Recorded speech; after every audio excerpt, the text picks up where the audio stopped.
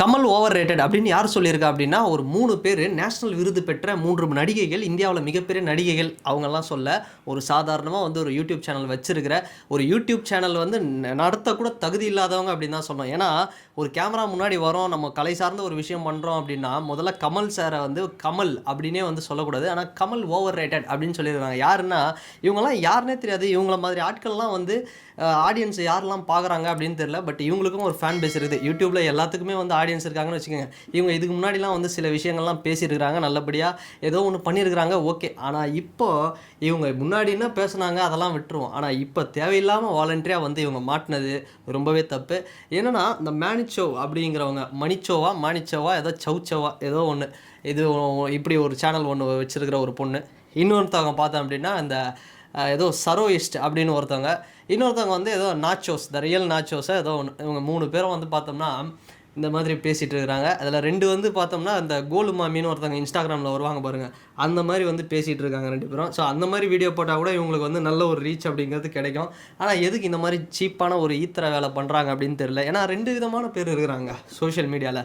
ஒன்று, யாரையாவது பெரிய ஆளை அட்டாக் பண்ணி ஃபேமஸ் ஆகணும், நெகட்டிவான விஷயங்கள் ஃபேமஸ் ஆகணும். இன்னொன்று, சோஷியல் மீடியாவில் ஆபாசமாக அறகுறையாக சில ஆடைகளை அணிந்து அந்த மாதிரி வந்து ஒரு ஃபேமஸ் ஆகணும். இவங்களெல்லாம் நம்ம எதுவும் சொல்லக்கூடாது. இவங்களெல்லாம் வந்து ஒரு சீஃப் கெஸ்ட்டாக போயிட்டு எங்கள் காலேஜில் எஜுகேஷன் இன்ஸ்டியூஷனில் கூப்பிட்றாங்க பார்த்தீங்களா, ஹெச்ஓடி இந்த மாதிரி அந்த காலேஜோட ஹெட்டு, அவங்கள போயிட்டு என்ன பண்ணோம், யோ எஜுகேஷன் இன்ஸ்டியூஷன் நடத்துகிறீங்களா, இல்லை நீங்கள்லாம் வந்து வேறு ஏதாவது டாஸ்மாக் இல்லை ஏதாவது கலாச்சாரம் காசுவது எப்படி அப்படின்னு வந்து சொல்லி தரீங்களா, இந்த மாதிரி தான் வந்து கேட்கணும். ஏன்னா யார் யாரெல்லாம் வந்து எதெல்லாம் இந்த மாதிரி வேலைலாம் பார்த்து அதுங்களாம் வந்து பெரிய ஆள் ஆகி இன்ஃப்ளூயன்சர் ஆகி செலிப்ரிட்டி ஆகுதுங்களோ அதுங்கள தான் வந்து ஏதோ சிகப்பு கம்பளம் போட்டு வரவேற்கிறாங்க. இதுங்கெல்லாம் வந்து இவங்கெல்லாம் வந்து பேசுகிறது கமல் ஓவர் ரேட்டட் அப்படின்னு பேசுகிற அளவுக்கு நம்ம தமிழ்நாட்டில் வந்து வச்சுருக்கோம். அது ரொம்ப வருத்தப்பட வேண்டிய விஷயம்.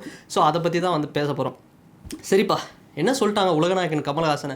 இப்போ கண்டென்ட்டுக்கு வருவோம். ஒன்றும் இல்லைங்க, இவங்க வந்து ஸ்மாஷா பாஸான்னு ஒரு மேட்ரை வந்து விளையாடிட்டு இருக்கிறாங்க. இவங்க சேனலில் இதே வேலை தான் போல். ஃபஸ்ட்டு தனுஷை பற்றி ஏதோ சொன்னாங்க, தனுஷ் சாரை பற்றி. இது மாதிரி ஒரு நடிகராக வரும்போது கமல் சாரை பற்றி சொல்லும்பொழுது, அப்புறம் இந்த தக் லைஃப் படம் இந்த மாதிரி ஃபோட்டோலாம் காமிச்சு இந்த பல்ராம் நாயுடு இதெல்லாம் வந்து ஏதோ சொல்லிட்டு இருக்கும்போது பேசிகிட்டு இருக்கும்போது என்ன பண்ணாங்க, கமல் ஓவர் ரேட்டட் அப்படின்னு இது பண்ணாங்க. இது சொன்னது கூட மேட்ரு இல்லை, இதோட விட்டுருக்கலாம். ஏன்னா சரி, அது எதனா வந்து பாய் ஃப்ரெண்டு எவனா வந்து ஏமாற்றிட்டு போயிருப்பான், இல்லை எவனா ப்ளே பாய் கிறுக்கு எவனா ஒருத்தன் வந்து ஏமாற்றிட்டு போயிருப்பான் இவங்கள, அந்த வயிற்றுச்சலில் எவனோ ஒருத்தன் பேர் கமல் போல், கமல் ஓவர் ரேட்டட் அப்படின்னு சொல்லியிருப்பாங்க கூட, நம்ம எடுத்துகிட்டு போயிடலாம். ஆனால் திரும்பி பார்த்துட்டு பின்னாடி ரஜினி சாரோட போஸ்டர் ஒன்று இருந்தது, அதை பொறுத்து சி த நிப்பிள்ஸ் அப்படின்னு வந்து ரஜினி சாரை வந்து இது இவங்களா செயற்கையாக வந்து சண்டை மூட்டி விடுறது ரஜினி சாருக்கும் கமல் சாருக்கும். இது தேவையா? இப்போ எவனா ஒரு பையன் சி த நிப்புல்ஸ் சி த தொப்புல்ஸ் அப்படின்னு எவனா சொல்லியிருந்தோன்னா செப்பல்ஸ் பிஞ்சு போகிற அளவுக்கு வந்து நீங்கள் பேசியிருப்பீங்க. உடனே வந்து மாதர் சங்கம்லேருந்து எல்லாரும் வந்து இந்த மாதிரி பேசிட்டான், அவனை தூக்கி ஜெயிலில் போடுங்க, அவனை இந்த சட்டத்தில் போடுங்க அப்படிலாம் வந்து சொல்லியிருப்பீங்க. ஆனால் இவங்க பாட்டு அசால்ட்டாக இந்த மாதிரி ஒரு ஆபாசமாக சில விஷயங்கள் வந்து பேசிட்டு 2 நடிகர்களுக்குள்ளேயும் வந்து சண்டை மூட்டி விடுறது, இது மாதிரி வேலையெல்லாம் பண்ணிகிட்ருக்காங்க. உண்மையாக ஒரு விஷயம் சொல்லட்டுமா, சூப்பர் ஸ்டார் ரஜினிகாந்த் ஏன் வந்து இந்த வயசுலேயும் வந்து நம்பர் 1 இருக்கார் தெரியுமா? அவர் வளர்ந்த போதும் சரி, வந்த போதும் சரி, வளர்ந்த போதும் சரி, இன்றைக்கி இவ்வளோ பெரிய பொசிஷனில் இருக்கும்போதும் கமல் சாரை எந்த இடத்துலையுமே அவர் வந்து தப்பாக பேசுனதே கிடையாது. கமல் சார்னால் அது அவர் ஒரு மிகப்பெரிய ஒரு கலைஞன் அப்படிங்கிற மாதிரி வந்து பேசினார். அதுதான் வந்து ரெக்கார்டு இது வரைக்கும். அதனால தான் இன்றைக்கும் வந்து அவர் சூப்பர் ஸ்டார், ஒரு மாஸ் மசாலா கமர்ஷியல்னு வரும்போது நம்பர் 1 இருக்கார். இவங்க என்ன நினச்சிட்டாங்கன்னா, கமல் சாரை வந்து ஏதோ வந்து இவருக்கு ஃபேன் பேஸ்லாம் பெருசாக இருக்காது போல், ஏதோ இந்தியன் 2 தக் லைஃப் படத்தை பார்த்துட்டு இவருக்கு இப்போ என்ன பெருசாக யாருன்னா சண்டைக்கு வந்துட போகிறாங்க, என்ன இவர் அவர்லாம் அந்த காலத்து கையை யார் இவருக்கு இருக்க போகிறா அப்படின்னு நினச்சிருப்பாங்க போல். ஒரு விஷயம் நல்லா புரிஞ்சிக்கணும், கமல் சாருக்கு வந்து சண்டை போட்டு பேனரை கிழிச்சு பெட்ரோல் ஊற்றி எரித்து அந்த காலத்தில் சண்டை போட்டு அதுக்கப்புறம் கமல் சார் ஐயோ இவனுங்களை இப்படியே விட்டா மோன பாலகிருஷ்ணா படத்தில் வர மாதிரி வந்து சம்பவம் பண்ணிட்டு இருப்பானுங்க, இவனுங்களை வேறு மாதிரி ஒரு ஆர்ட் ஃபார்முக்கு கொண்டு போவோம் அப்படின்னு தமிழ் சினிமாவே மாற்றினவர் தான் கமல் சார்.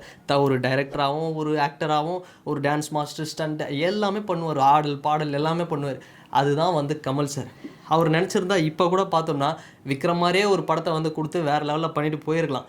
ஆனால் இப்போவும் வந்து சங்கர் சாருக்கு ஒரு வாய்ப்பு தரணும், மணி சாருக்கு ஒரு வாய்ப்பு தரணும், மணிரத்னம் சாருக்குன்னு அவர் பாட்டு வந்து ஒரு சில விஷயங்களை புதுசாக ஏதோ பண்ணிட்டுருக்காரு. அப்படி ஒரு குப்பை படத்துக்கு கூட அவர் மெனக்கெட்டு போட்ட விஷயங்கள், கெட்டப்பாக இருக்கட்டும், அவர் கொடுக்குற அந்த வேரியேஷன்ஸாக இருக்கட்டும், அதெல்லாம் வந்து யாராலையுமே கொடுக்க முடியாது. ஸோ அந்த லெவலில் வந்து அவர் வந்து பண்ணுவார். இன்னொரு மேட்ருனா, நீங்கள் வந்து 3 பேர் வந்து ஒரு சாதாரண ஆட்கள் நீங்கள் பேசுகிறீங்க, அது கூட மேட்ரு இல்ல. அந்த இடத்துல ஆமீர் கானே வந்து உட்காந்து கமல் ஓவர் ரேட்டட் அப்படின்னு சொல்லியிருந்தாருன்னு வைங்களேன், அவரையும் இந்த மாதிரி தான் போட்டு பொளந்துருப்பாங்க. ஏன்னா இந்திய சினிமாவில் கமல் சார் மாதிரி ஒரு ஆக்டரே கிடையவே கிடையாது. அவருக்கு மேலே யாருமே கிடையாது. அவருக்கு கீழே தான் எல்லாருமே. அவரோட டேலண்ட் அடிக்கிறதுக்கே வந்து ஒருத்தர் பிறந்து வந்து 100 வருஷம் இன்னும் உழைச்சி ஏதாவது பண்ணால் மட்டும்தான் அந்த லெவலுக்கு போக முடியும். ஏன் விக்ரம் சார், சூர்யா சார் கூட கமல் சார் பண்ணதில் ஒரு 10% தான் பண்ணியிருப்பாங்க அப்படியே சொல்லலாம். ஸோ அந்த லெவலுக்குலாம் இன்னும் யாருமே பண்ணல. அப்படிப்பட்ட கமல் சாரை நீங்கள் வந்து என்னவோ வந்து அவரை பற்றி அவர் ஏதோ சத்யராஜ் சார் பையன் சிபிராஜ் மாதிரி போல் ஃபேன்ஸ் சும்மா ஒரு 4 பேர் இருப்பாங்க, பழைய கைதானா என்ன பண்ணுறாங்க அப்படிங்கிற இதில் நீங்கள் சொல்லிட்டு போயிட்டீங்க. உலகத்தில் இருக்கிற ஒட்டுமொத்த கமல்ஹாசன் ஃபேனும் வந்து இன்றைக்கி உங்களை போட்டு பொழந்துட்டு இருக்கிறாங்கன்னா அதுக்கு தேவையில்லாமல் நீங்கள் விட்ட வார்த்தை தான். என்னென்னா தசாவதாரம்னு ஒரு படம் வந்து பார்த்துருக்கீங்களா? இதெல்லாம் வந்து சும்மா எழுதி வச்சுட்டு மனப்பாடம் பண்ணிட்டுலாம் வரல. ஒரு படத்தில் 10 கேரக்டர் அது மாதிரி ஒரு படமே கிடையாது ஆக்சுவலாக இந்திய சினிமாவில். தசாவதாரம் தான் எனக்கு தெரிஞ்சு அப்போவே வந்து ஒரு பேன் இண்டியா சம்பவம் பண்ண ஒரு படம் அப்படின்னே சொல்லலாம். ஒரு கேரக்டர், அதாவது அதில் வர சயின்டிஸ்ட் கோவிந்தா இருக்கட்டும், ரங்கராஜ நம்பியாக இருக்கட்டும், இல்லை ஃப்ளெக்சராக இருக்கட்டும், ஜார்ஜ் புஷ் கேரக்டர் இருக்கட்டும், ஜப்பான் கமலாக இருக்கட்டும், இல்லை கிருஷ்ணவேணி பாட்டி, அவதார் சிங்கு, வின்சென்ட் பூவராகவன், அதுக்கப்புறம் இன்னும் ஒரு சிலர்லாம் வருவாங்க. அதில் இந்த கலிஃபுல்லான்னு ஒருத்தர் வந்து ஹைட்டாக வருவார். ஸோ இது மாதிரி பார்த்தோம்னா இதெல்லாமே வந்து அப்படியே மைண்டில் இருக்குது. எதுக்காக காரணம்? இது வந்து கமல் சார் வந்து என்னப்பா ஏதோ மனப்பாடம் பண்ணிட்டு வந்து பேசுகிறானா? அதெல்லாம் கிடையாது. அப்போ பார்த்தது, அதுக்கப்புறம் பல வாட்டி வந்து டிவியில் வந்து பார்த்தது, அதுதான் அந்த படம். இன்னமும் அது மாதிரி ஒரு படம் யாராலும், பிரபாஸாலேயும் முடியாது, உங்கள் அல்லு அர்ஜுனாலும் முடியாது, யாராலையும் முடியாது. இன்றைக்கி இருக்கிற யாராலையுமே முடியாது. நான் ஓப்பனாக சொல்லுவேன், ஓப்பன் சேலஞ்சு. அவரால் மட்டும்தான் முடியும். முயற்சி பண்ணால் வேணால் அவர் லெவலு வந்து வரதுக்கு வாய்ப்பு இருக்குது. ஆனால் அதெல்லாம் நினச்சி கூட பார்க்க முடியாது. அப்படிப்பட்ட ஒரு மனுஷனை நீ அசால்ட்டாக வந்து கமல் சாருன்னு கூட சொல்லாமல் கமல் ஓவர் ரேட்டட் அப்படின்னு வந்து சொன்னோன்னா இது எந்த விதத்தில் வந்து உங்களெல்லாம் வந்து எப்படி வந்து திட்டாமல் இருக்க முடியும் சொல்லுங்கள்? நீங்கள் வாட்டு ஒரு மைக்கு கிடச்சது, ஒரு கேமரா முன்னாடி இருக்குன்னா எதை வேணால் நீங்கள் பேசிட்டு போயிடுவீங்க. அதாவது நான்லாம் எப்படி தெரியுமா, இந்த தக் லைஃப்னு ஒரு படம் வந்தது. அந்த படத்தில் அந்த டைமில் கர்நாடகாவில் வந்து அந்த படத்தை தடை பண்ணிட்டாங்க. கமல் சாரை வந்து சில பேர் சொன்னான். நான் எப்படின்னா, கமல் சாரை சப்போஸ் தடை பண்ணியிருந்தாங்க, இன்றைக்கி நேற்று இந்த விஸ்வரூபன் டைம்லேருந்தே சொல்கிறேன், கமல் சாரை வந்து தடை பண்ணியிருந்தாங்க, கமல் சார் படம்லாம் வரக்கூடாது அப்படின்னு வந்து ஒரு வேளை அவரை பேன் பண்ணிட்டாங்கன்னு வைங்களேன் தமிழ் சினிமாவில் எல்லாம் சேர்ந்து, நான்லாம் சினிமா பார்க்குறதே விட்டுருவேன், தேட்டருக்கே போக மாட்டேன். கமல் சார் இல்லாத சினிமாவே தேவையில்லை அப்படின்றேன். ஸோ அந்தளவுக்கு ஒரு படமும் வந்து பார்த்து ஒரு தசாவதாரம் மாதிரியான ஒரு படம்லாம் வந்து நினச்சே பார்க்க முடியாது, கற்பனைக்கு அப்பாற்பட்ட ஒரு படம். ஸோ அப்படி இப்போ வந்து ஒரு படங்கள் கொடுத்த ஒரு மனுஷனை நீ வந்து அசால்ட்டாக திட்டிட்டு போயிடுவேனா? இது வந்து எந்த விதத்தில் வந்து இது வந்து நியாயம்? கண்டிப்பாக சொல்கிறேன், தயவுசெய்து இப்போ நிறைய பேர் சொல்லுவாங்க, என்னப்பா நாளுக்கு நாள் வந்து பார்த்தோம்னா இஸ்லாமிய வெறுப்பு படங்கள் வந்து எப்போவுமே இந்திய சினிமாவில் வந்து வந்துக்கிட்டே இருக்கும். ஆனால் கமல் சார் அந்த காலத்தில் ஹேராமா இருக்கட்டும், இல்லை இப்போ அவரோட படம் கூட எடுத்து பாருங்களேன். இப்போ கூட வந்து பவன் கல்யாண் ஒரு படம் வந்தது.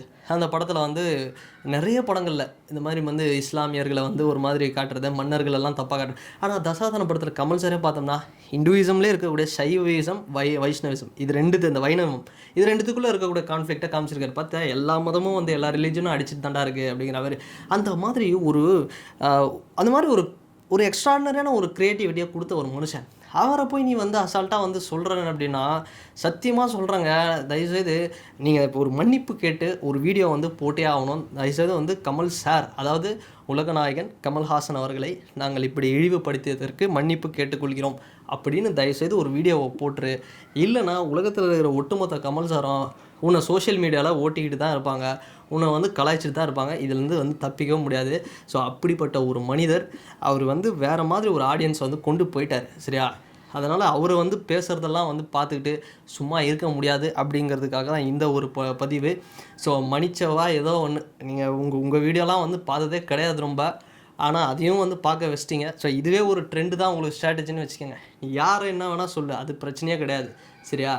ஆனால் கமல் சார் மாதிரி ஒருத்தரை தப்பாக பேசிட்டு இந்த மாதிரி வந்து நான் வந்து ஒரு கலையை வந்து காட்டுறேன், ஒரு ஆர்ட் பண்ணுறேன், நான் வந்து டிஜிட்டல் மீடியாவில் பண்ணுறேன்னா, டிஜிட்டல் மீடியாவில் ஒரு யூடியூப் சேனல் நடத்துக்கிறதுக்கெலாம் உங்களுக்கு தகுதியே கிடையாது. தயவுசெய்து ஒரு மன்னிப்பு வீடியோவை வந்து தயவுசெய்து விரைவில் எவ்வளோ ஃபாஸ்ட்டாக போட முடியுமோ அவ்வளோ ஃபாஸ்ட்டாக ஒரு மன்னிப்பு வீடியோவை வந்து போட்டுருங்க. இல்லைனா உங்களை வந்து கமல் சாரோட ஃபேன்ஸ் கையிலேருந்து வந்து உங்களை வந்து எப்படி சொல்கிறது, சோஷியல் மீடியாவில் ட்ரோல் பண்ணிட்டு தான் இருப்பாங்க.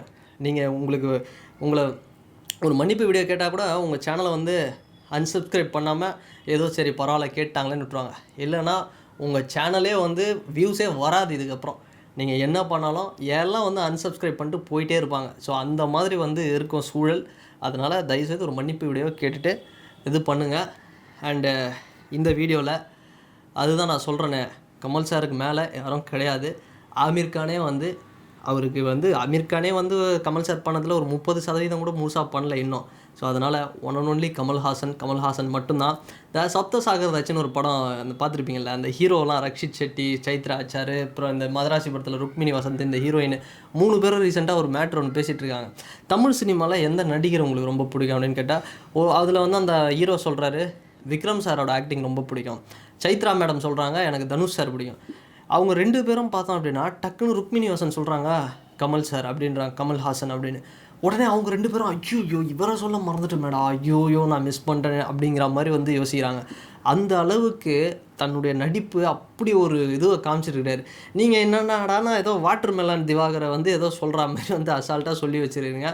ஸோ அந்த மாதிரி பெரிய பெரிய லெஜண்ட்ஸே வந்து பார்த்தோம்னா கமல் சார் பேரை சொல்லும்போதே வந்து ஏன் ஒரு அஜித் சாரே வந்து பார்த்தோம்னா கமல் சாரை வந்து கமல்னு சொல்லக்கூடாது, கமல் சார்னு சொல்லுங்கள் அப்படின்னு ஒரு ஷோலையே சொல்லியிருப்பார் ஃபஸ்ட்டு பழைய இன்டர்வியூ கொடுங்க.